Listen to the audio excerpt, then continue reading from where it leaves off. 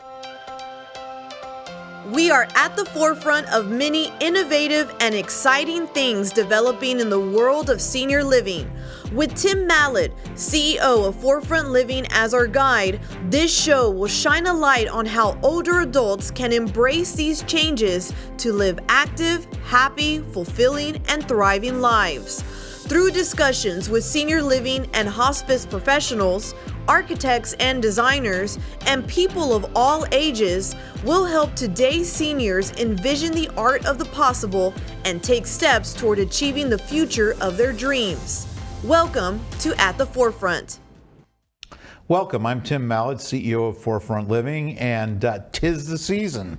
And I'm not talking about the Christmas season either, I'm talking about the Medicare enrollment season. I think everybody has seen the commercials: enroll now, avoid co-pays, get a free toothbrush, get a free eye exam, get dental benefits. I'm really excited today that we're here with Mindy Cheek, who is Senior Vice President at Greystone and is in charge of marketing. Mindy specializes in healthcare. And Mindy, before I give your background for you, I thought maybe you could fill us in a little bit on your experience and your background and what you do for Greystone. And sure, I'd be happy to. First, thanks for having me. It's a pleasure to be on the show. My name is Mindy Cheek. I've been in the senior living industry for a little over 20 years. Specializing, as you said, in assisted living, memory support, skilled nursing, rehab, long-term care, home health, hospice, all the things that go into healthcare. I've been with Greystone for going on 12 years, and I co-lead the sales and marketing group at Greystone. Well, thank you, and thank you for volunteering to help unravel all the mysteries that are Medicare. And I'm wondering if you can just give us the basics. Can you start with telling us what the different types of Medicare plans are and what each pays for? Sure. There are four main parts to Medicare. There is Medicare Part A, which covers your hospital stays or your room and board. And I can go into more detail here in a bit. We have Medicare Part B, which is more of your outpatient therapy services and your doctor's visits, things of that nature. And then we have Medicare Part C, which is your Medicare Advantage plan, which I'll go into more detail there. And then you have Medicare Part D, which is your prescription drug plan. So if you want me to break those down? Well, quickly, before you do that, you often hear Medicare and Medicaid mentioned together. What is the difference between those two programs? Great question. So Medicare is what you're eligible for, obviously, when you turn 65. If you've put in, it's typically about 10 years of work, you automatically are covered under Medicare. Medicaid is government funded, and you have to be approved financially for that. So you could be at any age to get Medicaid, but typically it is for people that need that financial assistance. Now you can be Medicare, Medicaid, you can have both, which some people do, but typically a lot of people get those two confused. If they think if you are a Medicare certified community, that you would automatically take Medicaid, and that's not necessarily the case. So I guess to further delve into Medicare, can you tell us or give us a little bit of history on Medicare Advantage plans, how long they've been around, and really what they are compared to Medicare, if there is a difference from what you just described? Yes, so let me just back up just a little bit. So you've heard the term traditional Medicare or original Medicare. That is Medicare Part A and Medicare Part B combined. That is, now Medicare Part A and B, you're going to automatically be enrolled when you accept Social Security benefits. The Medicare Part B piece, you don't necessarily have to take because it's optional because you're going to pay a copay. But typically people take those two together. On the Med Advantage plan, it's typically Medicare Part A and B combined together. And you also have the prescription drug plan. So the prescription drug plan, as I mentioned before, Medicare Part D, that's going to be separate if you're on original Medicare. But if you have a Medicare Advantage plan, then it's all rolled up kind of into one. So it looks really good. So they package it all together. Medicare Advantage has been around. It was actually funded when they were trying to do the Balance the Budget Act. And so it's it's all an attempt to save dollars, basically save the government dollars. There's a lot of misconceptions, though, to what Med Advantage does versus traditional Medicare. Yeah, so let me see if I get it straight. I'm entitled, under most circumstances, when I reach a certain age, to Medicare. You said traditional Medicare, Parts A and Part B. Correct. But we hear so much about these Medicare Advantage plans. Is there an advantage? I understand that they're there to help save the government money, but is there an advantage to choosing those? And why would somebody choose that benefit over what they receive already? Well, yeah, great question. I think where we have to take into consideration is under the Med Advantage plan, and this is what people really need to understand. When you are young and you are healthy, it could make very good sense to go under a Medicare Advantage plan because your costs are seemingly going to be lower. It does, to your point earlier in your intro, it could include vision, dental, and some other benefits, even some workout facilities or exercise classes. So different things to help you maintain your independence and maintain your health. Where it gets tricky is that it is very limited to who you can see and what providers are. So let me give you an example.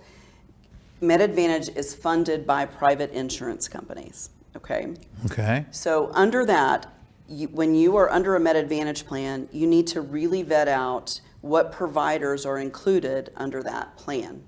So it could look really good on paper, and I'm not saying they're terrible. It could look really good on paper, but if you have, let's say you're reaching the age of 65 and you're trying to decide between original Medicare and Med Advantage plans, really look to see under those plans what physicians are actually included in those plans.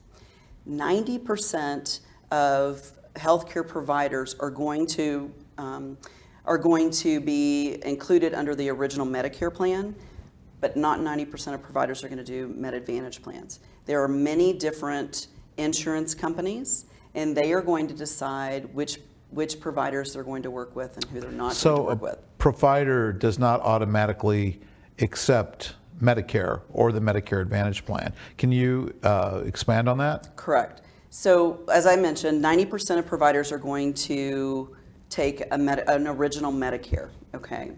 But not everybody's going to be included under the Med Advantage plan. So I'll give you an example. So if I'm under a Medicare Advantage plan and I choose Medicare Advantage plan under a specific provider, insurance company, like a Blue Cross Blue Shield or a Cigna or another plan, United Healthcare is a big one. I need to really look to see which providers are included in those plans. So I'm in network with those providers.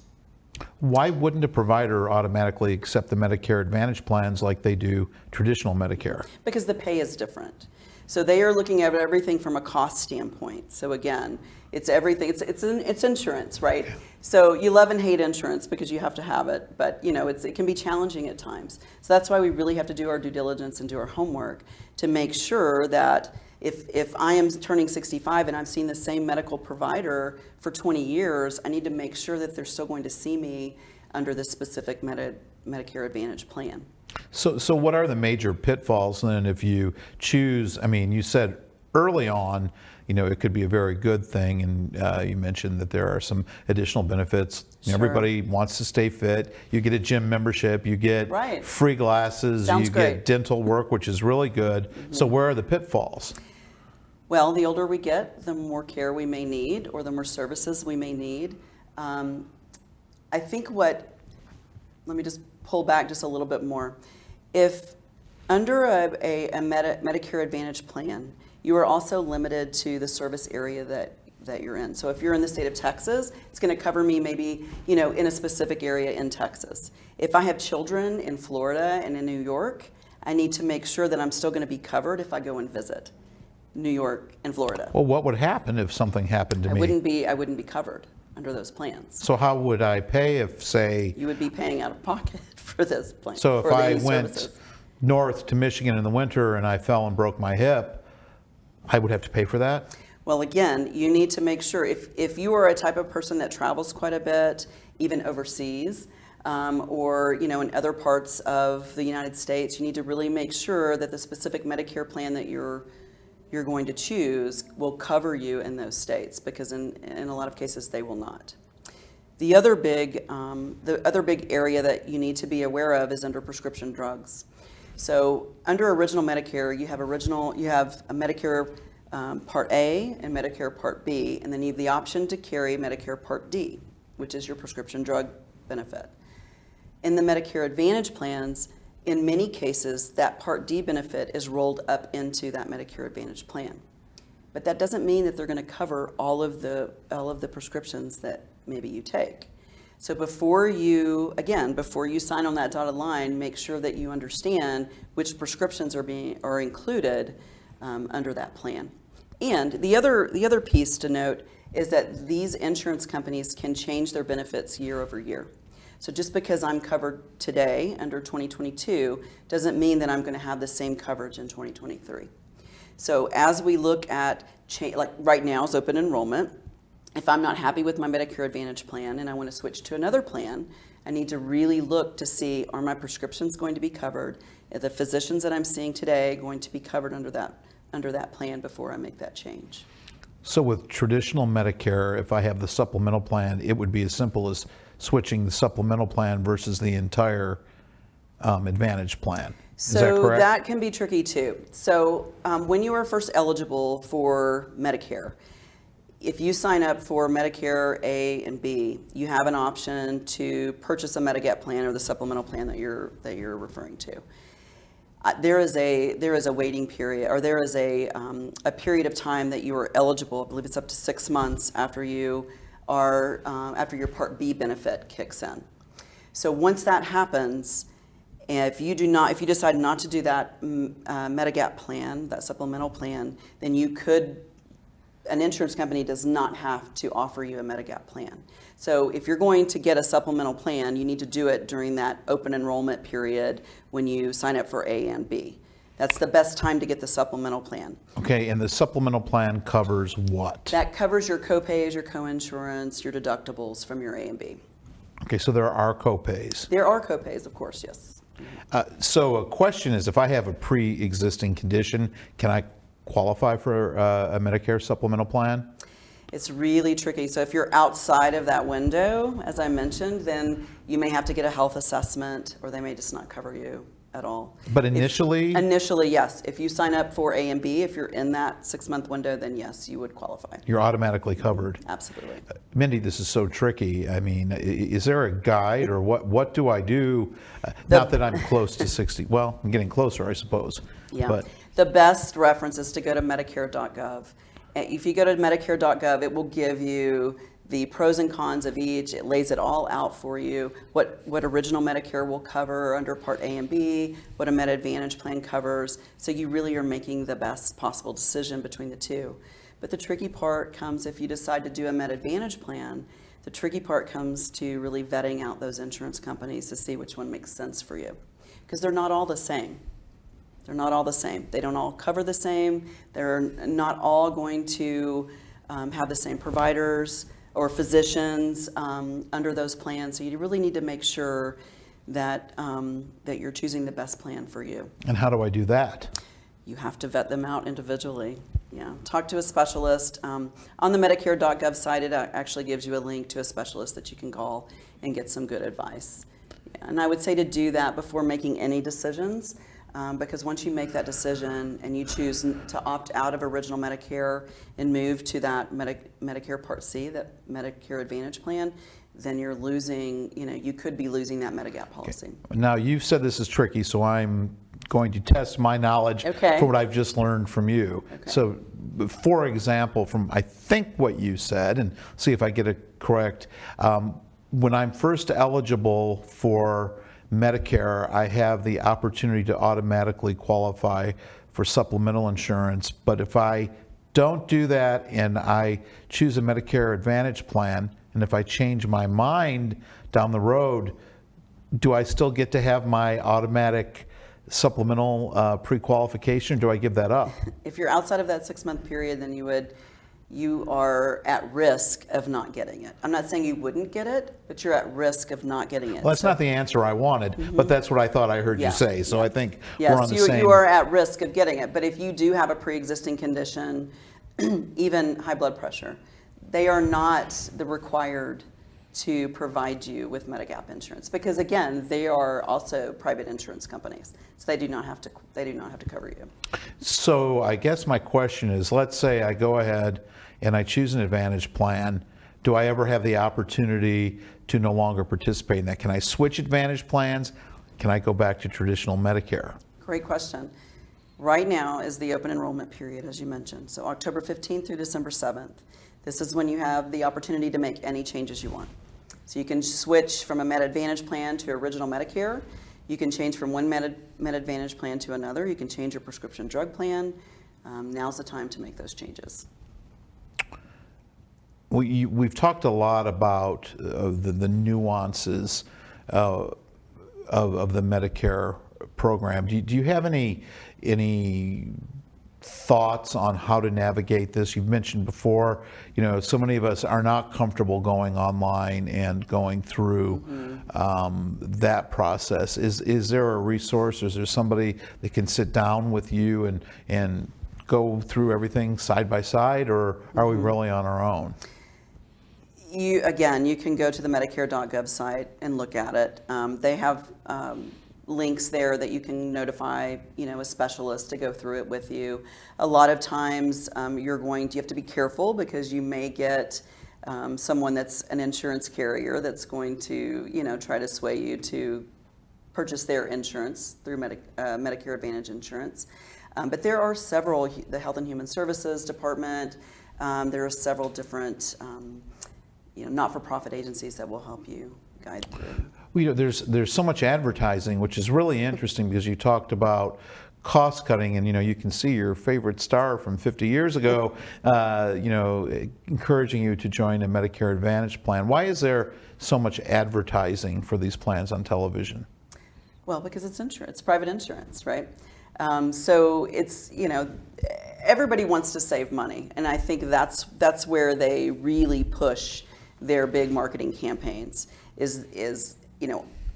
It looks good. It looks like it's going to save you money. It looks like it's going to offer all of these extras, and they do, but not at it's not all at not a cost. So it still costs you copays. It still costs you money to sign up for these healthcare Med Advantage plans, and they don't always cover the same things.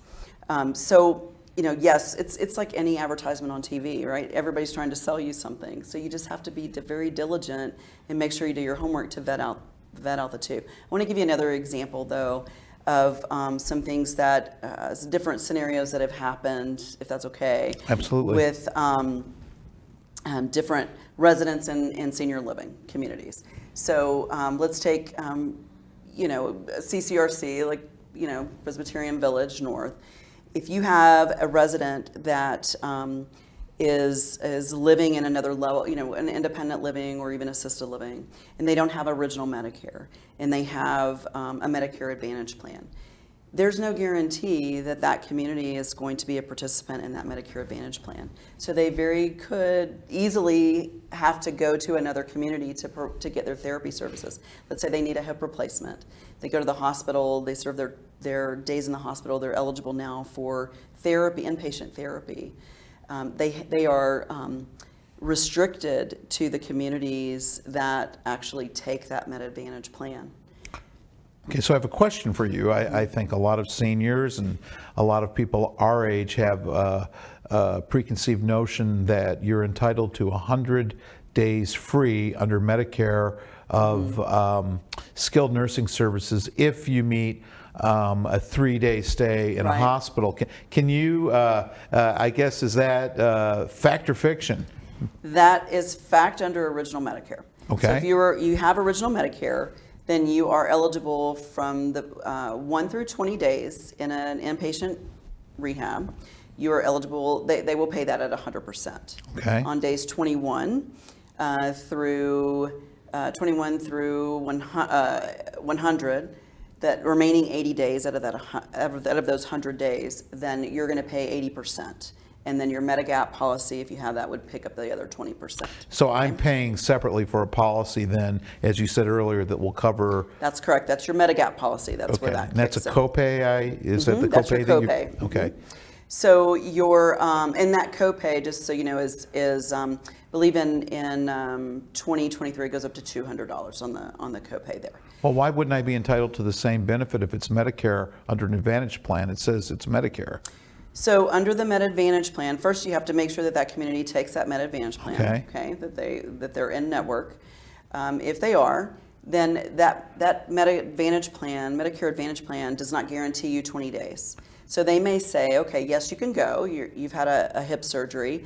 We're going to, approve you for you to go to inpatient rehab, but they may only approve you for the first 7 days. Okay. So on that 7th day, then that community has to provide paperwork, has to show that you've progressed in your therapy, that you're a compliant patient. If you're too compliant in that 7 days, then they may discharge you back home. Now the challenge with that, so are you following me? I'm following you so far. So let's say they approve you for 7 days, just to recap that. They approve you for those 7 days, and in order to stay longer than that, then the community has to provide paperwork and nurses' notes and therapy notes to say, hey, they need an extra 10 days of therapy, or this is how much they've progressed along the way. Then the insurance company decides whether or not you, as a patient of that inpatient rehab, should require more therapy or not. Well, so it's up to their discretion. Up to the insurance company's discretion. How does that differ with traditional Medicare? Traditional Medicare guarantees you the first 20 days. So you have up to 20 days at 100%. Rather than it being revisited. Every 7 to 10 days. But yes. is anybody watching my care on the traditional Medicare side to make certain I still qualify? Is there still that element? No, you have that first 20 days at 100%. So yes, I mean there's paperwork that has to be submitted. But I could get discharged early if I'm doing well. Yes, of course. Okay. Of course, absolutely. So it's all for, to make sure that you're progressing and that you're healing and that you're ready to go home. The challenge is that a lot of people, they don't have family support. Their home is not designed or set up, for to be successful at home. So they still have to get in and out of the tub, or they have to still, cook their meals, whatever the case may be. So they may not be as successful as if they go home after that 7th day versus, the 20 days that original How do Medicare. they know that I'm going to be better in 7 days? I guess I'm a little confused with that. If we have a 20-day period, how? Yeah, great question. They have metrics that they use, how many steps you're able to take, what the therapy notes look like, how compliant you are. It's almost the how the successful transitions, all of those things they're looking at, and it's all coming from therapy and clinical. So if the people that are providing my care think that I need to stay longer, what's the likelihood of them getting approval for it? So the approval process can be difficult. So what we've found in a lot of our communities, as we are providing the necessary paperwork before that 7th day, just to make sure that there is no change in therapy, or we make sure there's no disruption in service. And it's really challenging. So you have to fax that in typically, and you try to call, make sure they've received the fax, but you're up to the discretion of somebody on the other end of that fax line, picking that up, reviewing it, and getting you an answer back before that 7th day. Fax? They still use fax machine, yes. With the thermal paper that cases, comes yes. out? In some cases, Let's hope yes, not, yes. but maybe the automated telephone. And e-fax, how about that? And e-fax. Yeah. Mindy, I have a complicated question for you, and it pertains to Medicare Part B. You said Medicare Part B was optional, so that would mean I don't have to choose it right away, and you said earlier that there would have to be some sort of expense I would incur, so I could skip it and save myself the premium on that, correct? That's correct. So you are not required to obtain Part B insurance at the same time you're eligible for Part A. So it is completely optional because you do pay a copay.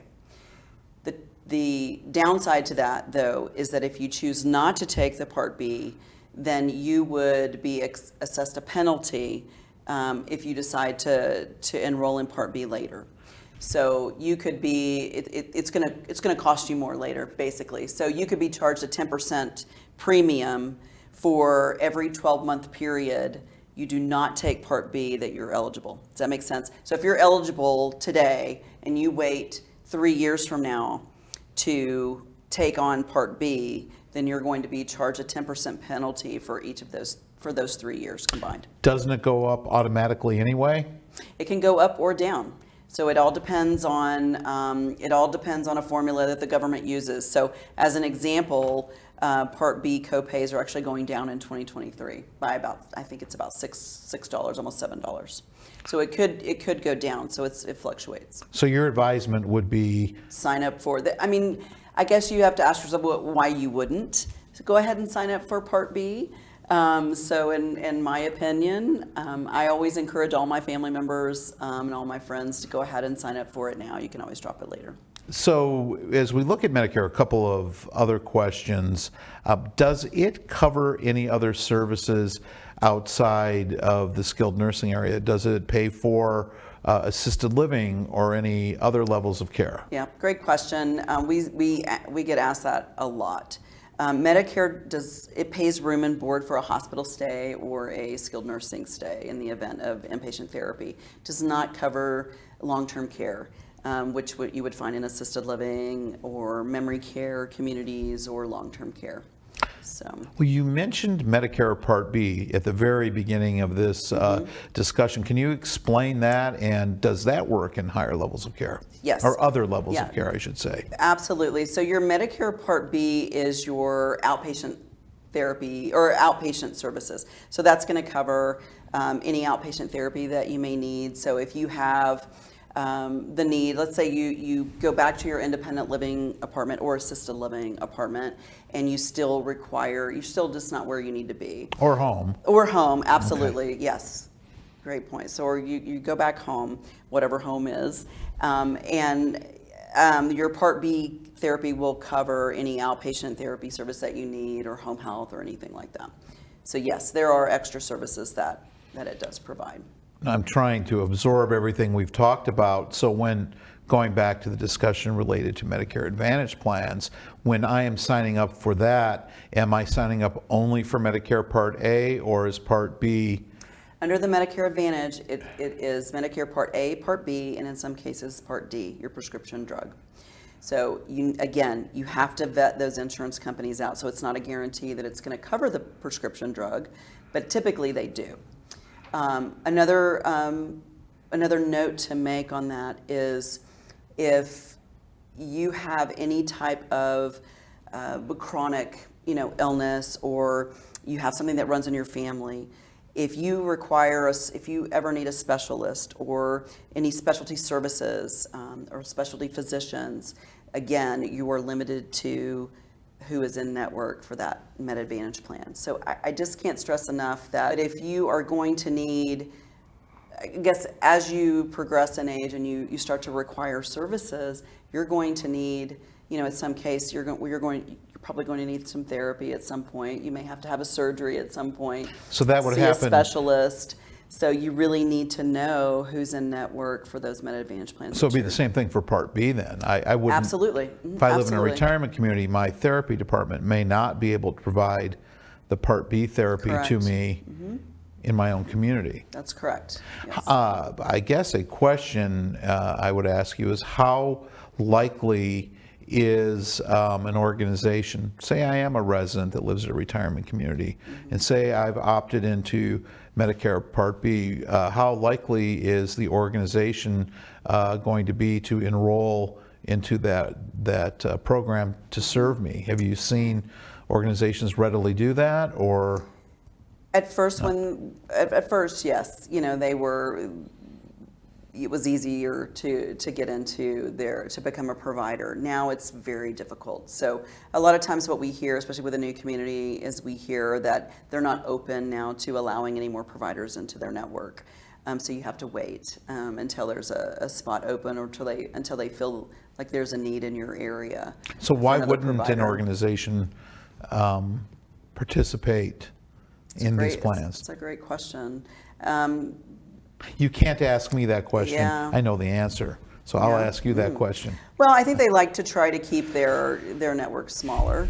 If they're not open to everyone, so it's just it's a smaller network. It's Well, what is the difference in reimbursement that a provider receives? Is it that great? No, it is a definite, there's definitely a difference in reimbursement. So again, it all depends on the Med Advantage plan that you're a participant of. So every company does it a little bit differently. Your copays are different. The coverage is different. So again, it goes back to which plans they are. So a United Healthcare plan is going to reimburse differently than a Blue Cross Blue Shield, so to speak. We're nearing the end of our time. Are there, we've talked about so much and we've gone through such a complicated discussion really on Medicare. Any words for the wise or any last words you'd like to say about Medicare and its advantages or disadvantages? Medicare is tricky, right? But we all want coverage. It's like insurance for your own home, right? You want the best possible coverage. As it comes to yourself and what you're looking for and what your healthcare needs are, do your homework. Do your homework, look at your different options. Under Original Medicare, again, 90% of providers take Original Medicare, right? So it expands it expands the service lines. It expands the providers that you can see. It covers you in the entire United States. So you're covered if you travel to see your children in Florida or New York. It covers you if you need a specialist. You're covered. Under your Med Advantage plan, do your homework. Know which providers are listed. Know which prescription drugs are covered. Just do your homework, because a lot of times people will sign up because they have a really great salesperson, which kudos to that salesperson, right, for signing so many people up. But at the end of the day, those people are the ones that are at a disadvantage because their services aren't covered, or their doctors aren't covered, or if they need a specialist, the person they want to go see is not listed. So really do your homework. I just can't stress that enough. Well, and you said we're in the enrollment season again. We are. So how easy is it to make the switch then if I want to go back to traditional Medicare? It is not hard at all. So again, go online, medicare.gov. It walks you through every step you need to take. Vet out your options. If you want to switch from a Med Advantage plan back to traditional Medicare, now's the time to do it. Well, I think that sums it all up. Thank you, Mindy Cheek, for joining us today, and thank you for joining us at the forefront.